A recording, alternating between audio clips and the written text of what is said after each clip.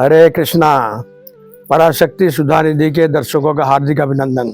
आज हम जय विजय के दूसरे जन्म की कथा वर्णन करने का प्रयास करते हैं। अब ऐसा है कि कोई भी नाटक या कोई चलचित्र सुपरहिट होता है तो उसके पीछे कई कारण होते हैं। पहला कारण ये है कि उसकी पटकथा किसने लिखी है। नंबर 2, उसका निर्देशन किसने किया है। नंबर 3, उसका मुख्य नायक कौन है। और सबसे प्रमुख है कि जो खलनायक है वो कितना सशक्त है। यदि खलनायक सशक्त नहीं हुआ तो कोई भी नाटक या चलचित्र सुपरहिट नहीं हो सकता।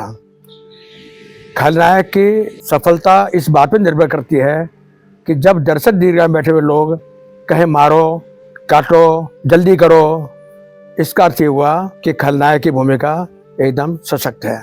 अब जब 4 कुमारों ने जय विजय को श्राप दे दिया और उनको 3 जन्म भूलोक में असुर योनि में आने का वचन मिला, तो भगवान की जो लीला शक्ति है योग माया, उसने तुरंत इन दोनों जय विजय के 3 जन्मों की पटकथा लिख डाली। और पटकथा लिखने के साथ में इस नाटक का निर्देशन भी उसने स्वयं किया, क्योंकि भगवान की लीला शक्ति जानती है कि भगवान को क्या करना है, भगवान को किस में आनंद आता है और भगवान के आनंद अनुसार लीला में सहायक बनती है। अब जब इनको श्राप मिल गया और श्राप मिलके पहले जन्म में ये हिरण्याक्ष हिरण्यकशिपु बने। हिरण्याक्ष का वध वाराह रूपधारी भगवान ने किया। हिरण्यकशिपु का उद्धार नरसिंह भगवान ने किया। उद्धार करने के बाद में क्या हुआ कि भगवान की गोद किसी भी साधारण जीवात्मा को प्राप्त नहीं होती है। ऐसा प्रतीत होता है कि नरसिंह देव ने हिरण्यकशिपु गोद में लेकर ये कहा कि हे मेरे सेवक, मैं तुम्हारे अभिनय से प्रसन्न हूँ, तुम्हारा अभिनय सर्वश्रेष्ठ है, मैं तुम्हें सर्वश्रेष्ठ अभिनय का पुरस्कार प्रदान करता हूँ। वध नहीं हुआ उनका, क्योंकि ममे वांशो जीव लोके जीव सनातन है।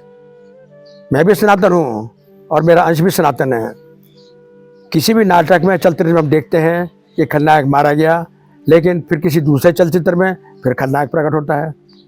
इसी प्रकार भगवान ने कहा कि हे जय विजय, ये नाटक संपूर्ण हुआ, अब आप अपनी ड्रेस चेंज करो, अब हम दूसरे नाटक की ओर बढ़ते हैं। अब दूसरे जन्म में जय विजय रावण कुंभकर्ण बन के प्रकट हुए और भगवान श्री राम के साथ युद्ध करके उन्हें मोक्ष प्राप्त हुआ। अब रावण जो है, रावण का जन्म हुआ पुलस्त्य ऋषि के पुत्र विश्रवा और उनकी पत्नी कैकसी के घर में।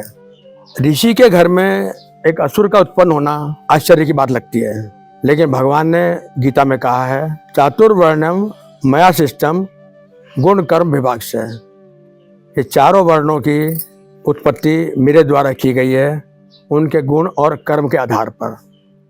तो कोई आश्चर्य की बात नहीं है कि एक ऋषि का पुत्र असुर बन जाए और असुर का पुत्र साधु बन जाए। हिरण्यकशिपु का पुत्र प्रहलाद महाभागवत बना। तो रावण का जन्म हुआ था आज का आधुनिक नोएडा ग्राम के बिस्तर ग्राम में।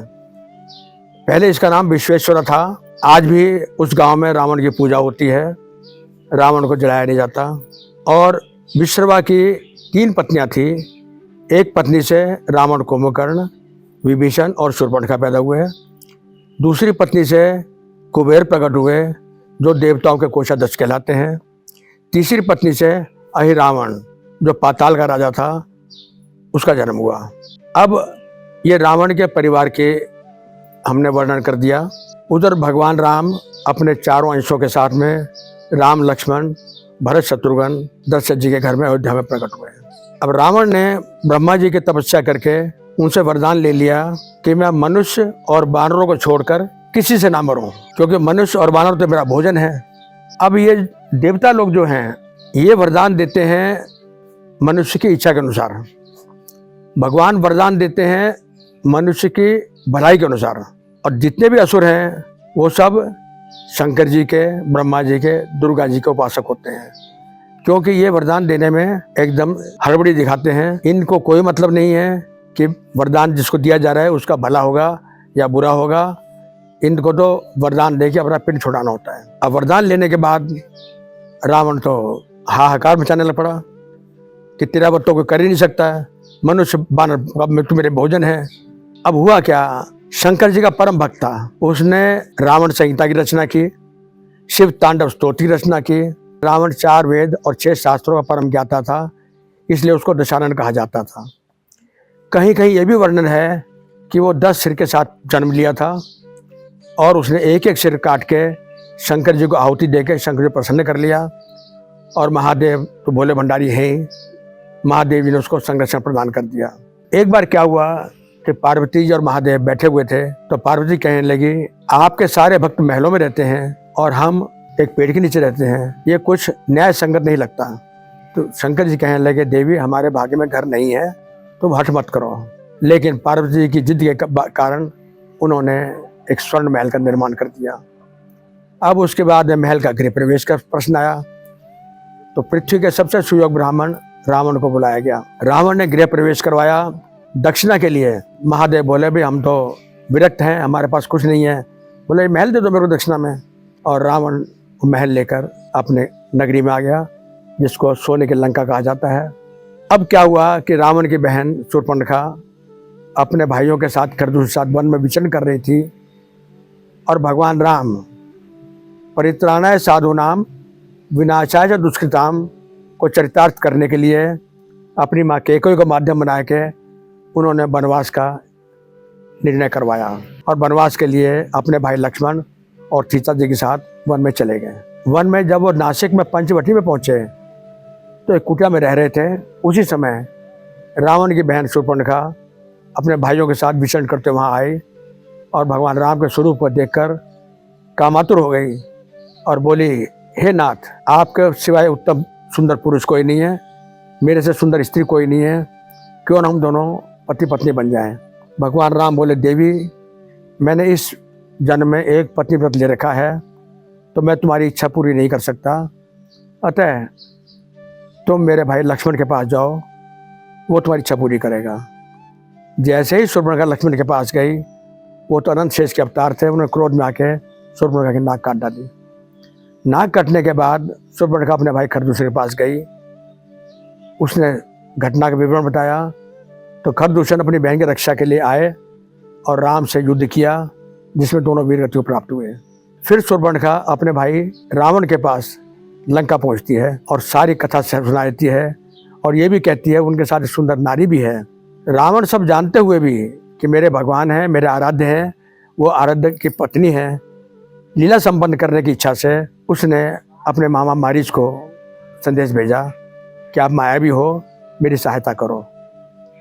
मारीच ने भी अपने योग बल से जान लिया कि श्री राम भगवान हैं और उनसे युद्ध करना ठीक नहीं है। तो मारीच ने अपनी असमर्थ जाहिर की, तो रावण बोला, मैं तेरा वध कर दूंगा। मारीच बोला, यहाँ मरने से तो वहाँ मरना उत्तम है। वो मायावी मृग बन के आ गया। सीता जी मृग देखकर मोहित हो गई और बोली कि हे भगवान, मुझे ये मृग जीवित अमृत किसी भी अवस्था में चाहिए। भगवान राम कह ले कि ये मायावी मृग है, इसको मारने में कोई भलाई नहीं है। लेकिन सीता जी की हट के बाद रावण उस मृग का पीछा करते करते चले गए, और जैसे भगवान ने उसका वध किया, उसने भगवान राम की आवाज़ में लक्ष्मण को आवाज़ दी। सीता जी बोले, लक्ष्मण तुम्हारे भ्राता संकट में है, उनकी रक्षा करो। लक्ष्मण बोले, मेरे भ्राता परम भगवान हैं, उन पर संकट नहीं आ सकता, आप अपना संदेह त्याग दो। लेकिन सीता जी कटु वचनों से आहत होकर लक्ष्मण जी ने कुटिया के चारों तरफ एक अग्नि रेखा स्थापित की और भगवान राम का पीछा करते हुए वन में चले गए। इस अवसर का लाभ उठाकर रावण साधु का भेष धर के वहाँ प्रकट हो गया। उसने भिक्षा मांगी, लेकिन जब उसकी दृष्टि उस रेखा पर पड़ी तो बोला, देवी मैं बंधी भिक्षा नहीं लेता हूँ, तुम्हें भिक्षा देनी है तो रेखा से बाहर आओ और मुझे भिक्षा दो। जैसे सीता जी ने बाहर कदम रखा, रावण अपना से स्वरूप में आ गया और सीता जी का हरण करके लंका ले गया। हरण से पहले रावण ने सीता जी को प्रणाम किया है, क्योंकि उनके आराध्य की पत्नी है। प्रणाम करके ले गया। रावण चाहता था, त्रिलोक विजयी था, आत्ताई था, सब कुछ था, वो अपने महल में रख सकता था, लेकिन नहीं, उसने सीता जी को अशोक वाटिका में रखा, और जब तक सीता जी उसके संरक्षण में रही, उसने कभी सीता जी का स्पर्श नहीं किया। अब रावण जानता था कि श्री राम परम भगवान हैं, फिर भी पुष्टि करने के लिए उसने अपने भाई अहिरावण को संदेश भेजा। अहिरावण आकर राम लक्ष्मण दोनों भाइयों को हरण करके ले गया कि मैं देवी की बलि चढ़ा दूंगा। अब जैसे बलि चढ़ाने का नंबर आया, हनुमान जी रक्षक बन के अहिरावण वध करके उन दोनों भाइयों को छुड़ा ले। अब जब सीता जी की खोज प्रारंभ हुई तो खोज प्रारंभ होने के बाद में खोज करते करते भगवान राम भारत के दक्षिण छोर रामेश्वरम पर पहुंच गए। भगवान राम मर्यादा पुरुषोत्तम है, मनुष्य की भूमिका में है, तो उन्होंने मनुष्य को सिखाया कि कैसे महादेव की पूजा करनी चाहिए। और महादेव जी जो हैं वो श्री राम की पूजा करते हैं। अब वहाँ से समुद्र पे सेतु बनाने की जब योजना बनी तो भूमि पूजन करना था। यहाँ भी भूमि पूजन के लिए सबसे ब्राह्मण में रावण के सिवा दूसरा कोई नहीं मिला। रावण को संदेशा भेजा गया। रावण सब कुछ जानते हुए भी प्रसन्नतापूर्वक भगवान राम की भूमि पूजन करवाने आ गया। रावण ने पूजन करवाया और वहाँ रामेश्वर में रामेश्वर महादेव की स्थापना हुई। रावण महादेव का परम भक्त था। उसने रावण संहिता की रचना की है, शिव तांडव स्तोत्र की रचना की है, किस लिए कि संकट में महादेव मेरी रक्षा करेंगे। रावण भूमि पूजन करा के वापस चला गया और प्रतीक्षा करने लगा कि कब भगवान राम आएंगे और मेरा उद्धार होगा। उधर रावण की पत्नी मंदोदरी मैं दानव की पुत्री थी। वो समय समय पर रावण को सचेत करती थी कि श्री राम परम भगवान हैं, आप उनसे द्वेष मत करो, उनकी पत्नी को आदर सहित उनके पास छोड़ाओ, वो तुम्हारा कल्याण करेंगे। मंदोदरी की गणना पंच कन्याओं में आती है।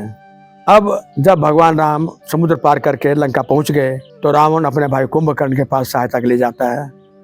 कुंभकर्ण भी महाज्ञानी, उसने भी बोल दिया कि राम परम भगवान है, मैं तुम्हारी सहायता नहीं कर सकता, तुम सीता जी को आदर सहित उनके पास छोड़ आओ।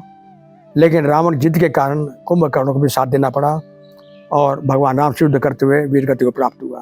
फिर बाद में रावण स्वयं मैदान में आया और भगवान राम को युद्ध का आनंद प्रदान करते हुए उसने भी वीरगति प्राप्त की। भगवान राम अपनी पत्नी सीता जी को लेकर पुष्पक विमान में बैठकर वानरों सहित अयोध्या आ गए, जहाँ उनका राज्याभिषेक हुआ। ये जय विजय के दूसरे जन्म की कथा थी। अब तीसरे जन्म की कथा अगले अध्याय में सुनेंगे। हरे कृष्णा।